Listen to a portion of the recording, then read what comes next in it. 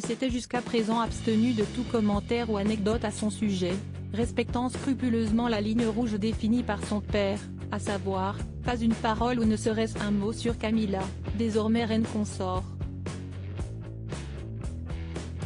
Si certains téléspectateurs de Netflix ont ainsi trouvé que la série documentaire Harry et Meghan manquait de piquant, ils ne resteront pas longtemps sur leur faim puisque le duc de Sussex est visiblement bien décidé à jouer le jeu de la transparence à son paroxysme dans ses mémoires, attendu ce mardi 10 janvier dans les rayons des librairies.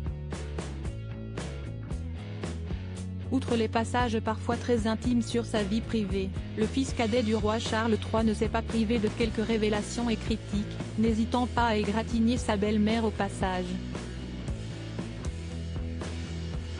Selon les premiers extraits dévoilés ce jeudi 5 janvier dont le magazine Page 6 se fait l'écho, le prince Harry est notamment revenu sur une action de Camilla Parker Bowles qui l'a particulièrement mis mal à l'aise. Celle-ci aurait transformé la chambre qu'il occupait à Clarence House, à Londres, en dressing personnel sitôt après son déménagement.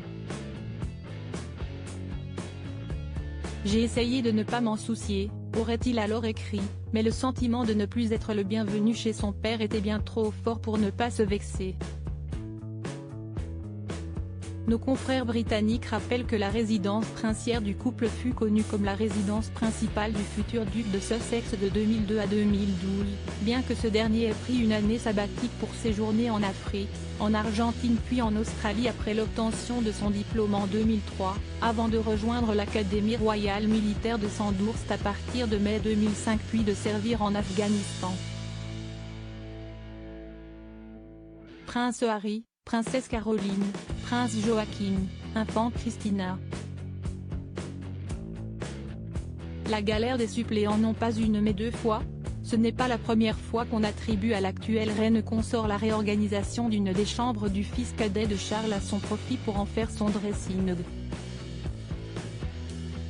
La journaliste Tina Brown avait déjà évoqué un incident similaire dans son dernier livre, The Palace Papers, Inside the House of Windsor, publié en avril dernier.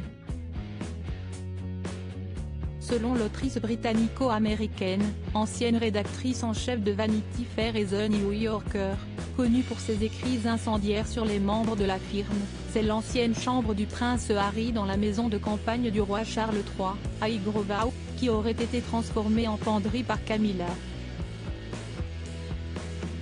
Article écrit en collaboration avec 6 médias. Crédit photo, Action Presse.